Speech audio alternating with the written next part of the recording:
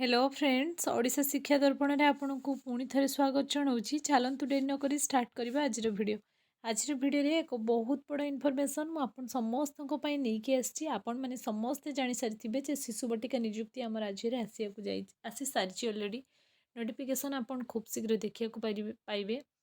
पाखापाखि 45,000 आपणकर निजुक्ति दिज्व शिशु बटिकार आपन को दिज्व शिशु सेविका निजुक्ति किंतु ए भिडियो मुझे बाबद आलोचना करी ना मु भिडियो आपण मानक जनइबी शिशु सेविका निजुक्ति नुहे शिशु शिक्षक आपणकर शिशु बाटिकार शिक्षक निजुक्ति केबे आसीबो कहीं आपणकर डीसीईसी कोर्स करी बहुत सारा स्थायी अपेक्षा करकिना रहिचंती शिशु बाटिकार आपणकर शिक्षक निजुक्ति को चाहिए प्री प्राइमरी टीचर रिक्रुटमेंट केबे आसिया को जाउछि एमती तमाम प्रश्न आपण मन ए भिडियो मुझे आपणकर सबू प्रश्नर उत्तर रखी भिडियोटी को आगक नवा पूर्व सर्वप्रथम आपन को कही रखी चैनल जदि प्रथम थर पर विजिट कर चैनल को सब्सक्राइब कर रखु जहाँ भी किसी लेटेस्ट अपडेट आडियो माध्यम आप सर्वप्रथम पाइबापी ऑल नोटिफिकेशन को आप ऑन कर दिंतु वीडियो अपलोड करिया मात्रे आपन को नोटिफिकेशन पहुँची जीवो।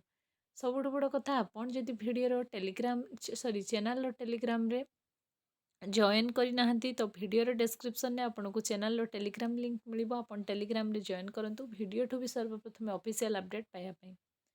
चलतु डेरी नक स्टार्ट करवा आज भिडियोटी आपणकर डीसीईसी कोर्स करिथिबा पिला बे कौन करिवे पाखापाखि राज्य में 40,000 डीसीईसी कोर्स करिकि पिला बे वेट करथिले शिशु बाटिका आपण शिशु शिक्षक व प्री प्राइमरी टीचर रिक्रुटमेंट को सरकार आपण को सतरे ठकीदेले कि ए सारा प्रश्नर उत्तर आपणे भिडियो रे पाई परिबे।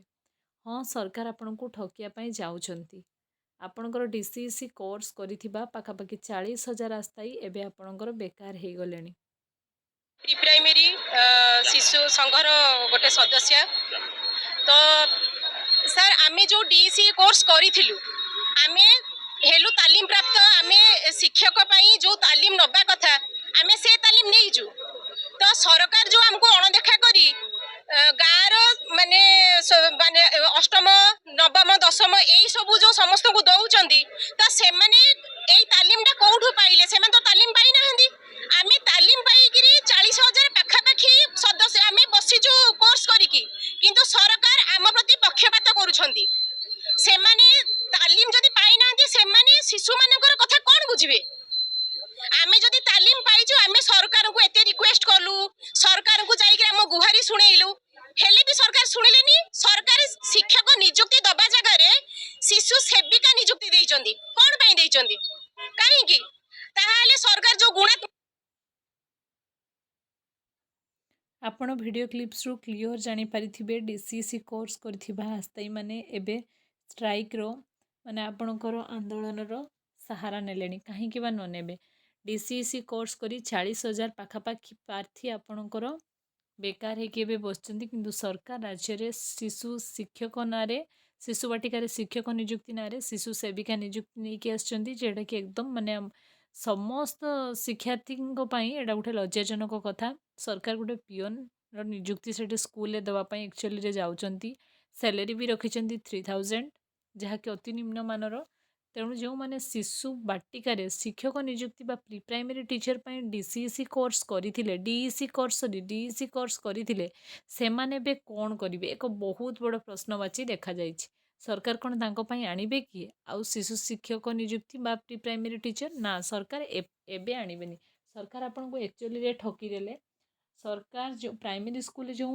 माने एलिमेंटरी स्कूल जो आपण मानकर माने प्राइमरी स्कूल जो टीचर माने अछंती सरकार सेई मानकु शिशु बाटिकार जो माने 2टा क्लास आपणकर इनक्लूड करागला से ही पढ़ा करेंगे आउ से से गोटे माने पिला मानकर रक्षणाबेक्षण में गोटे पिओन निजुक्ति सेठी देदेले तेणु सरकार कहीं से एमती फॉल्स एडवर्टाइजमेंट बारंबार लगेले राज्य आम शिशु बाटिका निजुक्ति कलु खूब शीघ्र शिक्षक देबू ए सबू ठकिले जहाँफल कि 40,000 शिक्षार्थी आपणकर माने कोर्स को करिकिना तांकर मनी को वेस्ट करेले तेणु यहाँ बहुत बड़ दुखदायक मे भी आसीपारे जदि एपर्यंत तार कौन क्लारिटी ना कहीं सरकार थे 45,000 आज्ञा दे सारापर आपण मान कथा बिल्कुल बुझे ना यहाँ सतरे से सारा राज्य में एवं तीव्रतर होगाकू जाऊँगी प्री प्राइमरी माने डीईसी कोर्स कर आस्थाई मैंने आंदोलन सहारा नौ आपण भी जदि आंदोलन ଜଗ୍ ଦେଇନାହାନ୍ତି ତ ଖୁବ୍ ଶୀଘ୍ର ନିଜକୁ ସେଠି ଇନଭଲ୍ଭ କରନ୍ତୁ ଆଉ ଆପଣ ଆନ୍ଦୋଳନ ମାଧ୍ୟମରେ ଜାରି ରଖନ୍ତୁ। ଯଦି ଆପଣଙ୍କର ଶିଶୁ ବାଟିକା ନିଯୁକ୍ତି ହୁଏ ତ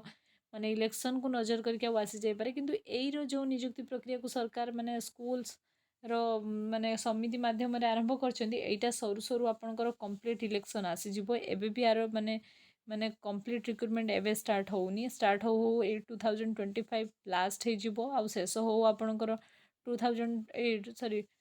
2026ର ମିଡ୍ ହେଇଯିବ ଆଉ ତାପରେ ଇଲେକ୍ସନର ଆପଣଙ୍କର ପୁରା ପାଣି ପବନ ପୁରା ଇଲେକ୍ସନର ହିଁ ବହିବ। ତେଣୁ ସରକାର ସେଇଟାକୁ ଦେଖିକି ସେଥିପାଇଁ ସେ କୌଣସି ମାନେ ପିଅନ ଫିଅନ ନା ନ କରିକି ଶିଶୁ ସେବିକା ନିଯୁକ୍ତି ଆପଣଙ୍କର କଲେ। ତେଣୁ ଶିଶୁ ବାଟିକାରେ ଆପଣ ଶିକ୍ଷକ ନିଯୁକ୍ତି କଥା ଭୁଲି ଯାଆନ୍ତୁ। ଯେଉଁମାନେ ବି DCEC କୋର୍ସ କରିଦେଇଛନ୍ତି ଆଉ ସେମାନେ ଆପଣଙ୍କର ଯଦି ସେଣ୍ଟ୍ରାଲ ଲେବୁଲରେ କେବେ ଯେମିତି ରେଲୱେରେ ଆପଣ ଦେଖିଥିଲେ ବାଲବାଟିକା ଶିକ୍ଷକ ନିଯୁକ୍ତି ଆସିଥିଲା, ସେମିତି ଯେଠି ଆସୁଛି ନିଜକୁ ଇଏ କରନ୍ତୁ, ନହେଲେ ଆପଣ ଆନ୍ଦୋଳନର ସାହାରା ନିଅନ୍ତୁ। ସରକାର ବହୁତ ଠକ ଆଜ୍ଞା, ଆପଣମାନଙ୍କୁ ବାରମ୍ବାର ସିଏ ଠକି ଚାଲିଛନ୍ତି। ଆପଣମାନେ କୋର୍ସ କଲେ, ଆପଣଙ୍କର ମନି ୱେଷ୍ଟ କଲେ, କିନ୍ତୁ ସରକାର ଆପଣଙ୍କୁ କୌଣସି ରେଜଲ୍ଟ ଦେଲେ ନାହିଁ। କାହିଁକି ସେ ବାଲବାଟିକାକୁ ନେଇକି ସ୍କୁଲ ସହିତ ଯୋଡ଼ିଲେ? ଶିକ୍ଷକ ଦେବା ନିହାତି ଦରକାର, କାହିଁକିନା ପ୍ରାଇମେରୀ ଟିଚର ମାନେ ଆପଣଙ୍କର ବଡ଼ ବଡ଼ ଛୁଆଙ୍କୁ ମାନେ ଯାହା ଉପର କ୍ଲାସ୍ ଛୁଆଙ୍କୁ ପଢ଼େଇବେ ତ ଛୋଟ ଛୁଆଙ୍କୁ ଗୁଣାତ୍ମକ ଶିକ୍ଷା ମିଳିପାରିବ ନାହିଁ। ସେଥିପାଇଁ ଆପଣ ସେଇ ଜିନିଷକୁ ଯଦି ସ୍କୁଲରେ ଇନଭଲ୍ଭ କରେଇଲେ ତ ଶିକ୍ଷକ ନିଯୁକ୍ତି ଦେବା ନିହାତି ଦରକାର ଥିଲା। ତେଣୁ ସରକାର ଦେଲେ ନାହିଁ। ଚାରିଆଡ଼େ ସାରା ରାଜ୍ୟରେ ଏବେ ଆନ୍ଦୋଳନ ମୁଣ୍ଡ ଟେକିଲାଣି। ଆପଣ ବି ଯଦି ଆନ୍ଦୋଳନରେ ଇନଭଲ୍ଭ ହେଇନାହାନ୍ତି ତ ନିଜକୁ ଇନଭଲ୍ଭ କରନ୍ତୁ। ସଲ୍ୟୁସନ୍ ଆପଣମାନଙ୍କ ପାଇଁ ଯେଉଁମାନେ DEC କୋର୍ସ କରିଛନ୍ତି ସେମାନେ ଟିକେ ୱେଟ୍ କରିନିଅନ୍ତୁ। ଆଉ ଯଦି ଆପଣଙ୍କର ସେମିତି ଷ୍ଟ୍ରାଇକ୍ ହୁଏ, ସରକାର 45,000 ନ ଆଣିଲେ ବି କିଛି ତ ଆଣିବା ଦରକାର ନିହାତି। ତେଣୁ ଆପଣ ଯଦି ଷ୍ଟ୍ରାଇକ୍ର ସାହାରା ନେଉଛନ୍ତି ବା ଆନ୍ଦୋଳନର ସାହାରା ନେଉଛନ୍ତି, ହୁଏତ ସରକାରଙ୍କ ପାଖରେ ଖବର ପହଞ୍ଚିଲେ ସେ କିଛି ଆଣିପାରନ୍ତି। କାହିଁକିନା ଏଇଟା ଆଣିବା ପାଇଁ ବହୁତ ସାରା ଆପଣମାନେ ଜାଣିଥିବେ କି ନାହିଁ, ମୁଁ ଅଫିସିଆଲ ଥ୍ରୋରୁ ଖବର ପାଇଛି ମୟୂରଭଞ୍ଜ, ବାଲେଶ୍ୱର ଆଉ ଆପଣଙ୍କର ପ୍ରାଇମେରୀ ଟିଚର ମାନେ ବି ବହୁତ ହେଲ୍ପ କରିଥିଲେ ଆସ୍ପିରେଣ୍ଟକୁ। ରାଲି ଷ୍ଟ୍ରାଇକ୍ ମାଧ୍ୟମରେ ଏଇଟା ଆସିଲା, କିନ୍ତୁ ଆସିଲେ ସେମାନେ ଭାବିଥିଲେ ଯେ ବାଲବାଟିକାରେ ଶିକ୍ଷକ ନିଯୁକ୍ତି ଆସିବ, କିନ୍ତୁ ବାଲବାଟିକାରେ ଶିଶୁ ସେବିକା ନିଯୁକ୍ତି ଆସିବ ବୋଲି ସେମାନେ କମ୍ପ୍ଲିଟଲି ଜାଣିନଥିଲେ। ଏଇଟା ସରକାରଙ୍କର ଗୋଟେ ମାନେ ଆପଣଙ୍କୁ ଗେମ୍ ଖେଳିଲା ଭଳିଆ ଖେଳିଦେଲେ। ଆପଣଙ୍କର DCEC ସାର୍ଟିଫିକେଟ୍ ଏବେ ବେକାର ହେବାକୁ ଯାଉଛି, ତାର ମୂଲ୍ୟ କିଛି ରହିବ ନାହିଁ। କାହିଁକିନା ୱାନ୍ସ ଟାଇମ୍ ସରକାର ଏଇଟା ଆଣିଲେ ମାନେ ଆଉ ସରକାର ଆଣିବା ମୋଡ଼ରେ ହିଁ ନାହାନ୍ତି। ଏ ଇଲେକ୍ସନ୍ ପାଇଁ ତ ବିଲକୁଲ ସିଏ ନାହାନ୍ତି। ତେଣୁ ଆପଣ ଗୋଟେ ଜିନିଷ କଲେ ନିଯୁକ୍ତି ଦେଖିବାକୁ ପାଇବେ। ଆପଣ ତୀବ୍ର ବେଗରେ ମାନେ ଷ୍ଟ୍ରାଇକ୍ ଜାରି ରଖନ୍ତୁ ଆପଣଙ୍କର, ଯେ DCEC କୋର୍ସ କରିକି ଆମେ କାହିଁକି ବେକାର ହେବୁ। ରାଜ୍ୟରେ ବି ବହୁତ ଜାଗାରେ ଦେଖାଦେଲାଣି। ମୁଁ ଆପଣଙ୍କୁ ଭିଡ଼ିଓ କ୍ଲିପ୍ସ ବି ଶୁଣେଇଲି, ଆପଣ ଜାଣିପାରିଥିବେ। ଏହା ଥିଲା ଆଜିର ଇନଫର୍ମେସନ୍। ଆପଣମାନେ ବିଲକୁଲ ମନ ଦୁଃଖ କରନ୍ତୁ ନାହିଁ। ରାଲି ଷ୍ଟ୍ରାଇକ୍ ମାଧ୍ୟମରେ ବି ହେବ, ଏଇଟା ପସିବୁଲ୍ ହେଇପାରିବ। ସରକାର ଫାଇନାନ୍ସିଆଲ ମାନେ କମ୍ କରିବା ପାଇଁ ଏଇଟା ସରକାରଙ୍କର ଗୋଟେ ପ୍ରି ପ୍ଲାନ୍ ଯେ ନା ଆମେ ସେଠି ମାନେ ଗୋଟେ ପିଅନ ନିଯୁକ୍ତି ଦେଇଦେବାଟା ବେଟର୍ ରହିବ ଆପଣଙ୍କର। ତେଣୁ ଆର କମ୍ପ୍ଲିଟ୍ ନୋଟିଫିକେସନ୍ ଆପଣ ଆସିବାକୁ ଯିବ ଆପଣଙ୍କର ଅସେଫା ୱେବସାଇଟ୍ରେ, ଆପଣ ଦେଖିବାକୁ ପାଇବେ ଖୁବ୍ ଶୀଘ୍ର।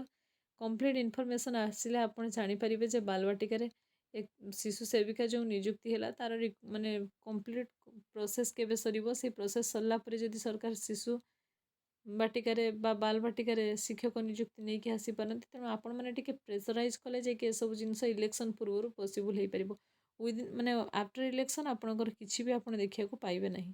ଏହା ଥିଲା ଆଜିର ଇନଫର୍ମେସନ୍। ଆଜିର ଇନଫର୍ମେସନ୍ ଯଦି ଆପଣଙ୍କୁ ଭଲ ଲାଗିଛି, ଚ୍ୟାନେଲକୁ ଲାଇକ୍ କରନ୍ତୁ, ଭିଡ଼ିଓକୁ ସେୟାର କରନ୍ତୁ, ଫ୍ରେଣ୍ଡ ସର୍କଲରେ ସେୟାର କରନ୍ତୁ, ଭିଡ଼ିଓକୁ ଲାଇକ୍ କରନ୍ତୁ, ଚ୍ୟାନେଲକୁ ସବସ୍କ୍ରାଇବ୍ କରନ୍ତୁ, ଟେଲିଗ୍ରାମରେ ଜଏନ୍ କରନ୍ତୁ। ଯାହା ବି କିଛି ଅପଡ଼େଟ୍ ଆସୁଛି ମୁଁ ଆପଣମାନଙ୍କୁ ଅପଡ଼େଟ୍ କରାଇଦେବି ସେଠି। Thanks for watching.